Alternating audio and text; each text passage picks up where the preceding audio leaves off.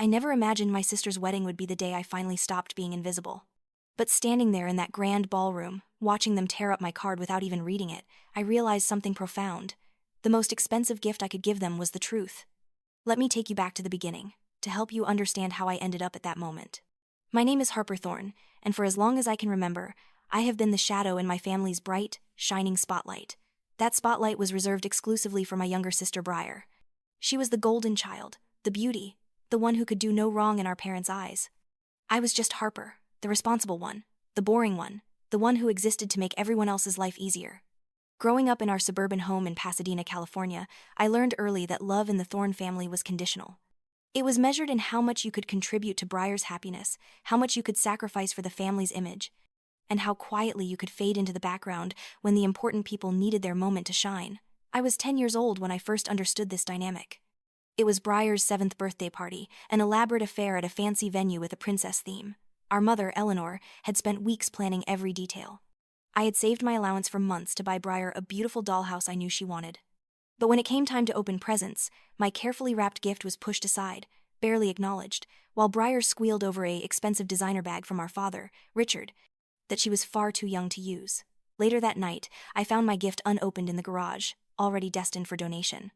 When I asked my mother about it, she simply said that Briar had received so many wonderful things, and that I should understand that my sister deserved the best. I was told I should be happy for her, not selfish. That was the first lesson. There would be many more. Throughout middle school and high school, the pattern continued. I worked part-time jobs to save for college, while Briar received a generous allowance for simply existing. I studied hard, made honor roll every semester, but my achievements were met with a distracted nod from my parents. Meanwhile, Briar's mediocre grades were celebrated because she had tried her best, and besides, she was so popular and beautiful, she did not need to be smart too.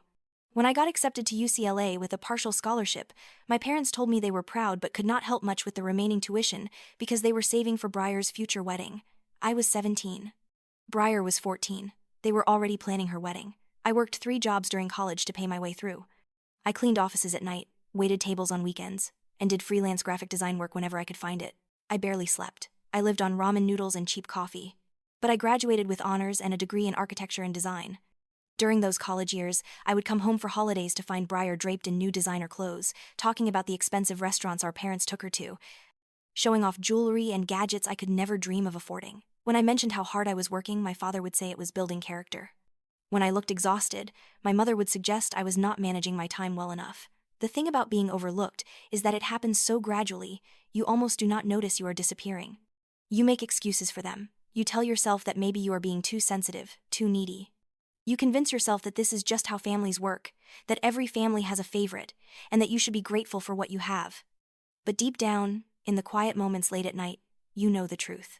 You know you are not loved the same way. You know that if you disappeared tomorrow, they would miss what you did for them, not who you were. After graduation, I moved to downtown Los Angeles and started working for a prestigious architecture firm. I was good at my job, really good. I had a natural eye for design, an ability to see spaces not as they were but as they could be. Within 2 years, I was leading projects, winning awards, building a reputation. Around that time, my parents called with news. They were in financial trouble. My father's business had taken a hit during an economic downturn, and they were at risk of losing their home. The house they had lived in for 25 years, the house I grew up in, was going to be foreclosed on unless someone could help with the mortgage payments. I should have said no. I should have let them figure it out themselves, the way I had to figure out everything on my own. But despite everything, they were my parents. And some deeply ingrained part of me still desperately wanted their approval, still believed that if I could just prove myself valuable enough, they would finally see me. So I started making their mortgage payments, $1,500 a month, quietly transferred from my account to theirs. I told them I would help for a few months, just until they got back on their feet. Those few months turned into 3 years. I never told them how much I struggled to make those payments. I never mentioned that I was living in a tiny studio apartment with a broken heater, that I was still eating cheap meals and wearing the same clothes I had in college, that I was putting my own dreams on hold. They never asked. They simply accepted my help as if it were their due, as if I owed them this for the privilege of being born into their family. Meanwhile, Briar was thriving. She had become a social media influencer with a modest following, posting photos of her lifestyle, her outfits, her brunch dates. Our parents were so proud. They showed her Instagram to everyone they knew. They never mentioned that most of those designer items were borrowed, that the fancy restaurants were often comped for exposure, that the glamorous life she portrayed was more fiction than reality. She did not have a real job. She lived at home, rent-free, while I paid their mortgage from across the city. She drove a car our parents bought her while I took the bus to save money. She existed in a bubble of privilege that I had helped maintain, and she did not even know it. I told myself it was temporary. I told myself I was building towards something bigger. And I was. While I was paying their bills and living small, I was also quietly building my own empire. I met Ethan Hayes at an industry conference when I was 26. He was a successful real estate developer, 8 years older than me, with dark hair that was always slightly messy and eyes that seemed to see right through people's facades. We connected over a discussion about sustainable urban design, and he asked me to consult on one of his projects. Working with Ethan changed everything. He saw my talent immediately. He pushed me to think bigger, to stop hiding my light. He asked why I was working for someone else when I could be running my own firm. When I told him about my financial situation, about the mortgage payments, and my family, he did not judge me. He simply said that good people often sacrifice the most, but that there was a difference between helping someone and letting them drain you dry. With his encouragement and support, I launched Thorn Designs 2 years later. It started small, but it grew quickly. My vision for modern, sustainable spaces resonated with clients. Within a year, we had a waiting list. Within 2 years, we were winning major contracts. Within 3 years, we were one of the most sought-after boutique design firms in Los Angeles. Through it all, I kept paying my parents' mortgage, and through it all, they never once asked about my life, my dreams, or my struggles. When I mentioned I had started my own company, my mother said that was nice and immediately changed the subject to talk about Breyer's latest Instagram collaboration. My father asked if I was being financially responsible, starting a business in such an uncertain economy. The irony was suffocating. Ethan and I grew closer during those years. He was patient, kind, and utterly devoted. He saw me for who I truly was, not for what I could provide. When he proposed on a quiet evening at his penthouse overlooking the city, I said yes without hesitation. For the first time in my life, I felt like I was someone's first choice. We got married in a simple ceremony at City Hall, with just a few close friends. I did not invite my family. I told myself it was because we wanted something intimate, but the truth was I could not bear the thought of them making my wedding day about Breyer somehow, or worse, acting like my marriage was less important than whatever she was doing that week. My mother called me a week after she found out through a mutual acquaintance. She was hurt, she said. How could I get married without telling them? I was being selfish and dramatic. I tried to explain how I felt, tried to tell her that I had spent my whole life being an afterthought, but she cut me off. She said I was being ungrateful, that they had always loved me, and that I was jealous of Breyer's happiness. That phone call should have been my wake-up moment, but I was not ready yet. I still made the mortgage payments. I still hoped that somehow, someday, they would understand. Ethan was endlessly patient with me. He never pushed me to cut them off, never demanded I stop helping them, but he made sure I knew my worth. He built me up in ways my family never had. He celebrated my successes, supported me through challenges, and slowly, carefully, helped me see that I deserved better than crumbs of affection. Thorn Designs continued to flourish. We moved into a beautiful penthouse with floor-to-ceiling windows overlooking downtown LA. My net worth grew into 7 figures. I was featured in design magazines, interviewed on local news, invited to speak at conferences. I was living a life beyond anything I had imagined as that lonely girl working 3 jobs in college. And still, my family did not see me. Then came the announcement that changed everything. Breyer was getting married. She had been dating Caleb Morrison for only 8 months, but apparently it was true love. Caleb came from old money, worked in finance, and had the kind of polished, practiced charm that my parents absolutely adored. They were thrilled. Their perfect daughter was getting her perfect wedding to her perfect man. The wedding planning consumed our family for months. Every phone call from my mother was about flower arrangements and dress fittings and venue options. They chose the Biltmore Hotel in downtown Los Angeles, a historic luxury venue that cost more than most people earned in a year. My father somehow found the money for it, though I suspected he had taken out loans.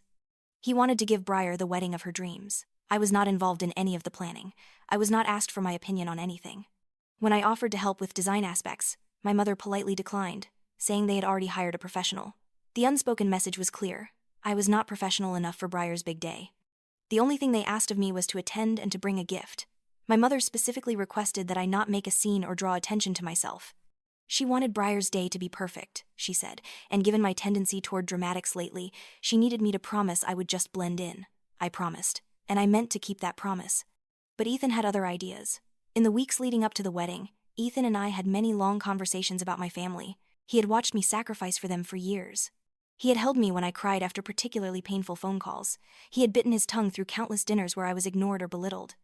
He had seen the toll it was taking on me, even when I tried to pretend I was fine. One evening, about 2 weeks before the wedding, Ethan came home with a proposal. Not a marriage proposal, we were already married, but a different kind of proposal. He wanted to give them a gift they would never forget. He wanted to show them exactly who I was, exactly what I had done for them, in a way they could not ignore or dismiss. I was hesitant. I did not want to ruin Briar's wedding. Despite everything, despite all the hurt, I did not want to be that person. But Ethan argued that I would not be ruining anything. I would simply be telling the truth. And if the truth ruined something, then it was already rotten underneath. He was right. Deep down, I knew he was right. So we made a plan. A bold, audacious, slightly terrifying plan. We would attend the wedding. We would be gracious and polite. And then, at the right moment, we would give them a gift they would never forget.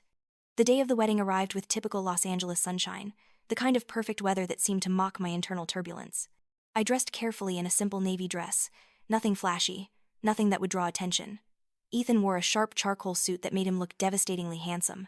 We looked like any other well-dressed couple attending a society wedding. The Biltmore was stunning, as expected. The ballroom had been transformed into something out of a fairy tale. All white flowers and crystal chandeliers and soft golden lighting. Everything was perfect, elegant, expensive. My parents had spared no expense for their precious Briar. We arrived during the cocktail hour, deliberately late enough to avoid the receiving line but early enough to find seats before the ceremony. I could feel eyes on us as we walked through the crowd.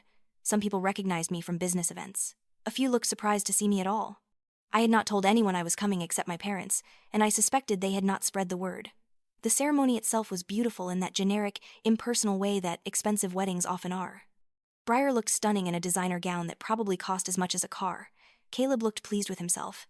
My parents sat in the front row, my mother crying delicate tears into a lace handkerchief, my father looking proud and prosperous in his tuxedo.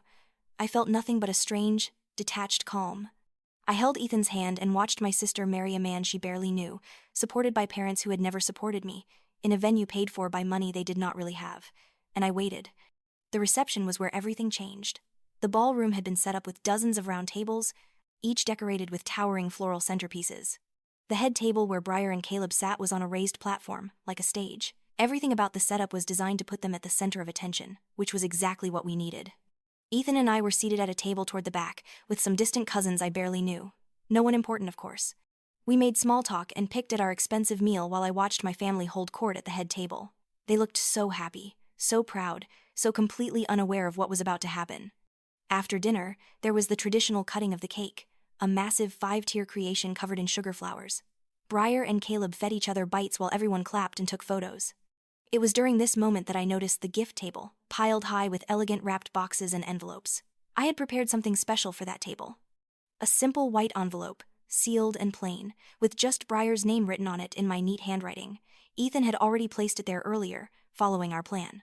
But that envelope was not the real gift, it was just the opening move. The real gift was in the golden envelope that Ethan now pulled from his jacket pocket. As if on cue, my mother spotted us in the crowd. She made her way over to our table, my father following behind. They both looked slightly uncomfortable, as if they were not quite sure how to interact with me in this setting. "Harper," my mother said, her voice tight with forced pleasantness. "I'm glad you could make it, though I must say, that dress is rather plain for such a special occasion. Didn't you have anything more festive?" Before I could respond, Briar appeared beside them, her wedding gown rustling as she moved. Her eyes were already assessing, already judging. "Oh, sister," she said with a smile that did not reach her eyes. "I saw your card on the gift table. You didn't need to bring anything, really. I'm sure whatever you could afford is appreciated." The condescension in her voice was palpable. Around us, a few people had started to notice the interaction. I could feel Ethan tense beside me, could feel him preparing to defend me, but I stayed calm. This was exactly what we had anticipated. "Actually," I said quietly, "I wanted to make sure you had something special from me. It seemed appropriate." Caleb had joined us now, slipping his arm around Briar's waist possessively. "That's very thoughtful, Harper," he said in a tone that suggested it was anything but thoughtful. "Though I hope you didn't strain yourself. We know you've been so busy with your little design company." My little design company. The dismissiveness was breathtaking, but I did not react. Not yet. It was my father who reached for the white envelope I had left on the gift table. Someone had apparently brought it over to them, thinking they would want to open cards during the reception. He held it up with a slightly bored expression. Well, let's see what Harper brought, he said, more to the small crowd that had gathered than to me. He opened it casually, expecting perhaps a check for a modest amount or a gift card. What he found instead was a simple piece of paper with a handwritten note that said only this: "The truth has always been here. You just never looked." The confusion on his face would have been comical if the situation were not so tense. My mother snatched the card from him, read it, and her face flushed with anger. "What is this supposed to mean?" she demanded, her voice rising. "Are you trying to make some kind of statement, Harper? On your sister's wedding day?" This was the moment. I felt Ethan stand beside me, felt his solid presence lending me strength. He reached into his jacket and pulled out the golden envelope, thick and expensive looking. He held it out to Briar with a small, knowing smile. "Actually," Ethan said, his voice carrying across the ballroom with effortless authority, "this is Harper's real gift. I think you'll find it quite substantial." The crowd had grown larger now. People were curious, sensing drama. Briar took the golden envelope with greedy fingers, her eyes lighting up. She loved receiving gifts, loved being the center of attention. She tore it open without hesitation. What fell out onto the table in front of her made her gasp. It was not money. It was not a check. It was a deed. A property deed for a beachfront estate in Malibu, worth several $1,000,000, transferred into Briar's name. With it were keys on a Tiffany keyring and glossy photos of a stunning modern mansion overlooking the Pacific Ocean. The crowd murmured with surprise and envy. My parents stared in shock. Caleb picked up the deed with shaking hands, examining it to make sure it was real. It was. Every detail was legitimate and legally binding. "I don't understand," Briar breathed, looking at me with wide eyes. "You bought me a house?" "Not just any house," I said calmly. "That's a $5 million property. Ocean views, 5 bedrooms, infinity pool, the works. Consider it a wedding gift. And a thank you." "A thank you?" My father's voice was sharp with suspicion. "For what?" This was it, the moment of truth. Ethan pulled out his phone and with a few taps, the large screen that had been showing wedding photos throughout the evening went dark. Then, a new image appeared. It was a bank statement. My bank statement. The crowd fell silent, everyone turning to look at the screen. There, in neat rows, were 3 years' worth of transactions. Monthly payments of $1,500, all going to the same mortgage company, all noting the property address of my parents' home. "Harper, what is this?" My mother's voice had gone from angry to uncertain. "That," I said clearly, making sure everyone could hear, "is proof that for the last 3 years, I have been paying your mortgage. Every single month, without fail, while you struggled with your financial problems. Problems you never asked me to help with. Problems you barely acknowledged, but problems I solved anyway."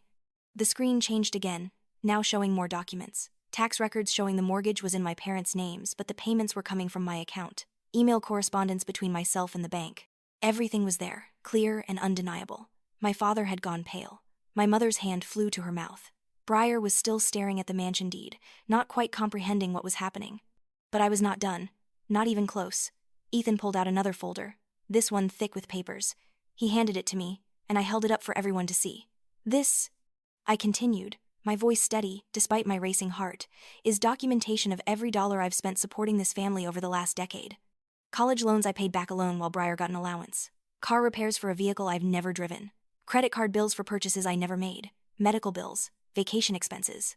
I've been the silent ATM of this family, and not once have any of you thanked me. Not once have you acknowledged what I've done." I turned to Briar specifically, looking her in the eyes. "You want to know why I bought you that house? Because I'm done. I'm done being invisible. I'm done sacrificing while you're celebrated. That house is my final gift to you. It's also my goodbye." The ballroom was completely silent now. You could have heard a pin drop. The wedding guests were riveted, their phones out, some of them clearly recording. This was about to become the most talked about wedding in Los Angeles social circles, and not for the reasons my parents had hoped. My mother found her voice first. "Harper, you don't understand. We were going to pay you back. We were just waiting for the right time." 3 years, Mom," I said flatly. 3 years is a long time to wait. And you know what's funny? You never planned to pay me back. You never even acknowledged that I was helping. You just took and took and took, the way you always have, the way you raised Briar to do." Briar finally looked up from the deed, her face flushed with embarrassment and anger. "That's not fair, Harper. I never asked you for anything." "You didn't have to ask," I replied. "It was expected. It was always expected that I would be the responsible one, the one who took care of things, while you got to be the princess." "Well, congratulations, Briar. You finally got your castle. I hope it was worth the cost." Caleb stepped forward, trying to salvage the situation. "Look, I think there's been a misunderstanding here. Maybe we should discuss this privately." "No," Ethan said firmly, stepping between Caleb and me. "There's been no misunderstanding. Harper has spent her entire life being pushed into the background while her family took advantage of her generosity and her love. She spent years hoping you would finally see her, finally appreciate her. This ends now." He gestured to the screen, which now showed something new. News clips, magazine articles, photos of ribbon-cutting ceremonies and award presentations, all featuring me. All showcasing Thorn Designs and the empire I had built. While you were all so busy focusing on Briar's Instagram posts and her influencer career, Ethan said, his voice dripping with controlled disdain, Harper was building one of the most successful design firms in the city. She's been featured in Architectural Digest, Los Angeles Magazine, and Forbes. She's won awards, designed buildings you see every day, and created a business worth more than any of you could imagine. And not once did any of you notice. Not once did you ask about her life or her achievements. The screen cycled through images of my work, stunning modern homes, innovative office spaces, public buildings that had won national recognition, my face in professional photos, confident and accomplished. The Harper they never bothered to know. A ripple of recognition went through the crowd. Some people clearly knew my work. Some were industry colleagues who had no idea I was related to the Thorns. The disconnect between the Harper they saw on screen and the invisible daughter my family described was stark and undeniable. My mother was crying now, but they were not tears of joy or pride. They were tears of humiliation. The reality of what I had revealed, in front of all their friends and family, was sinking in. They had been exposed as ungrateful, neglectful parents who had taken advantage of their successful daughter while lavishing attention on their other child. My father tried a different approach. "Harper, please, this is your sister's wedding. Can we not do this here?" "Where else would I do it, Dad?" I asked, and I heard the bitterness in my own voice. "When have you ever made time to listen to me? When have you ever cared about what I had to say?" "No, this is perfect. This is Briar's special day after all, the day when she's the center of attention, just like always. Except today, people are going to remember what I did to make it possible." I walked closer to the head table, to where Briar still stood holding the deed to her new house. I looked at her, really looked at her, and I saw what I had been refusing to see for years. She was not happy. She was not fulfilled. She was empty, a shell of a person who had been so spoiled and sheltered that she had never developed her own identity. In a strange way, my parents had failed her just as much as they had failed me, just in different ways. But that was not my problem to fix. "Not anymore. I hope that house brings you joy, Briar," I said softly. "I really do.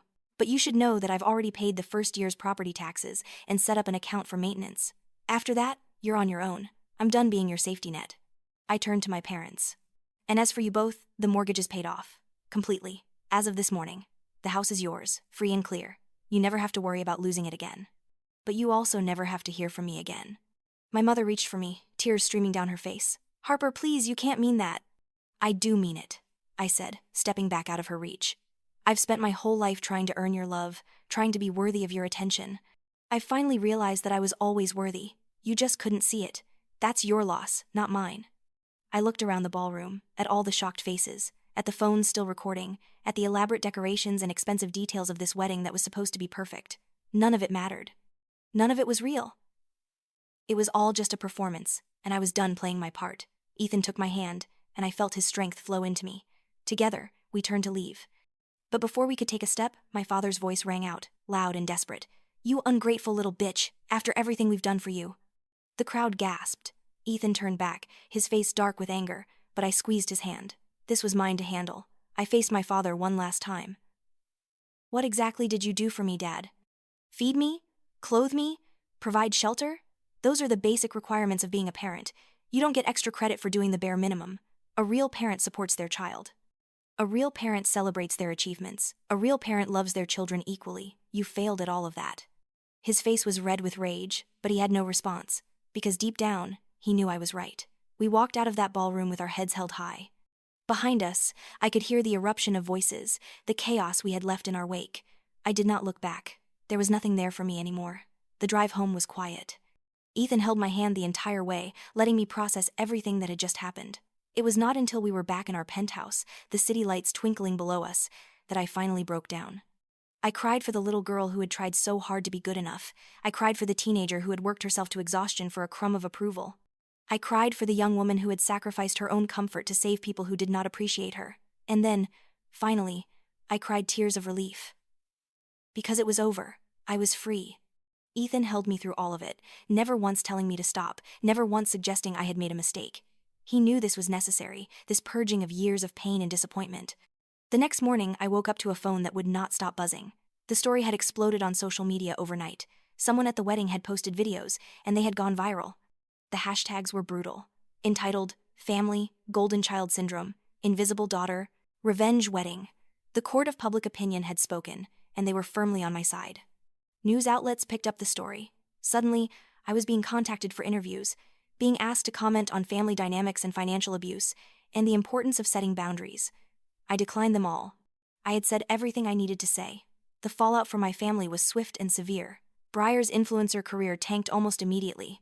Brands dropped her as soon as they realized she was the spoiled sister from the viral wedding video. Her follower count plummeted as people called her out for being ungrateful and entitled. Caleb, it turned out, was not as enamored with her when she came with controversy and bad publicity. The marriage lasted 6 months before he filed for divorce. My parents' social circle evaporated. Friends stopped calling. Their country club membership was quietly not renewed. My father's business, already struggling, collapsed entirely under the weight of their damaged reputation. The house I had paid off became their prison, a constant reminder of what they had lost. The Malibu mansion sat empty for a while. Breyer could not afford to maintain it, and eventually had to sell it. The money from that sale kept her afloat for a few years, but without her influencer income or our parents' support, she struggled. I heard through mutual acquaintances that she eventually moved to Arizona and got a regular office job. The golden child had lost her shine. I felt no satisfaction in their downfall. I had not set out to destroy them. I had simply stopped propping them up, and they had collapsed under the weight of their own toxicity. As for me, my life flourished in ways I had never imagined. Thorn Designs grew exponentially. The publicity from the wedding, ironically, had brought my work to an even wider audience. People respected someone who stood up for themselves, who refused to be a doormat. My client list grew to include celebrities, tech entrepreneurs, and major corporations. Ethan and I traveled the world together, both for business and pleasure. We bought a second home in the mountains, a peaceful retreat where we could escape when the city became too much. We talked about starting a family someday, but we were in no rush.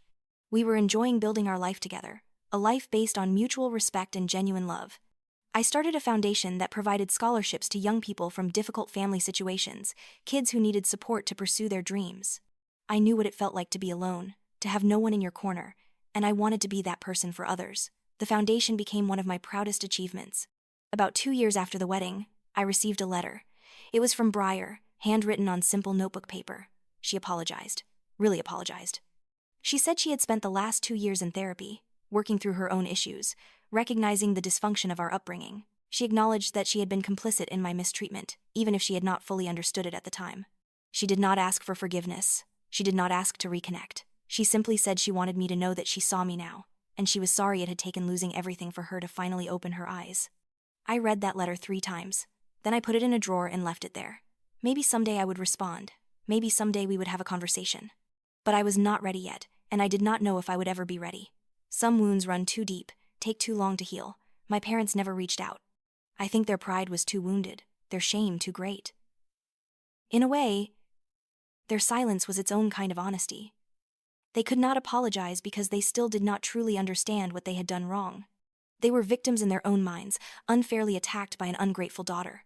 I had made peace with the fact that they would probably never change. 5 years after that wedding, I stood on the balcony of our penthouse on a warm summer evening.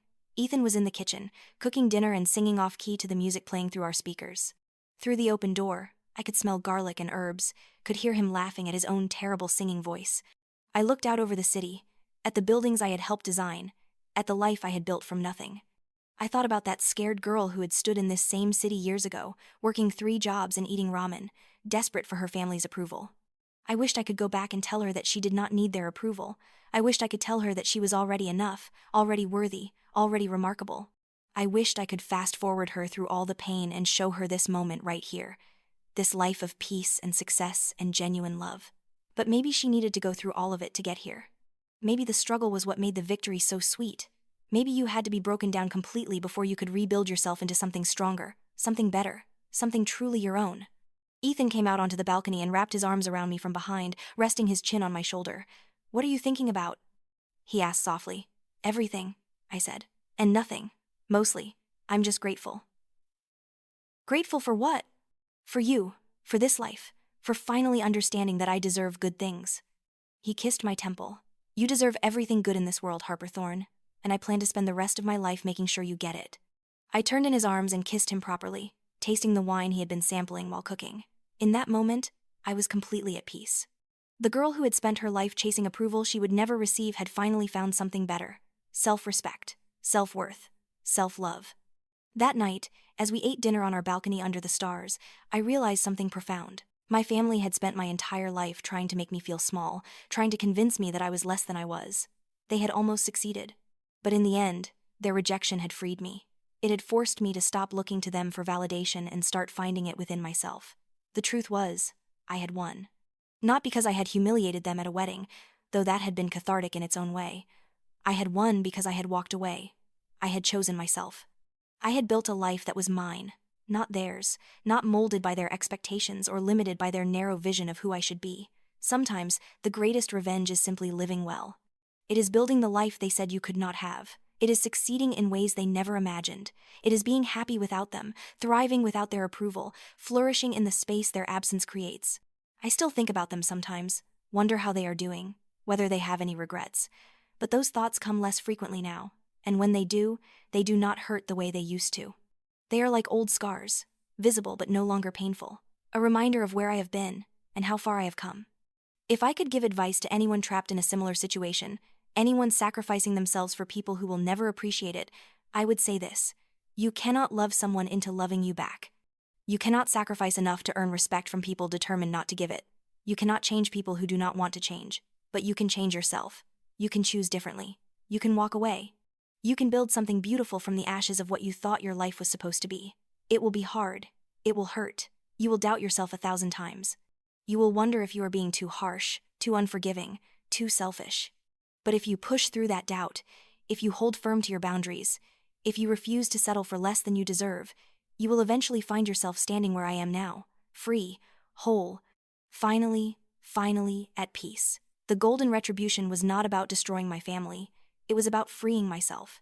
It was about taking back the power I had given them and using it to build something better, something mine, something that could not be taken away or diminished or overlooked. I am Harper Thorne. I am a successful businesswoman. I am a loving wife. I am a person of value and worth. And I did not need my family's permission or approval to become any of those things. That is the truth that set me free. And that truth is worth more than any amount of gold.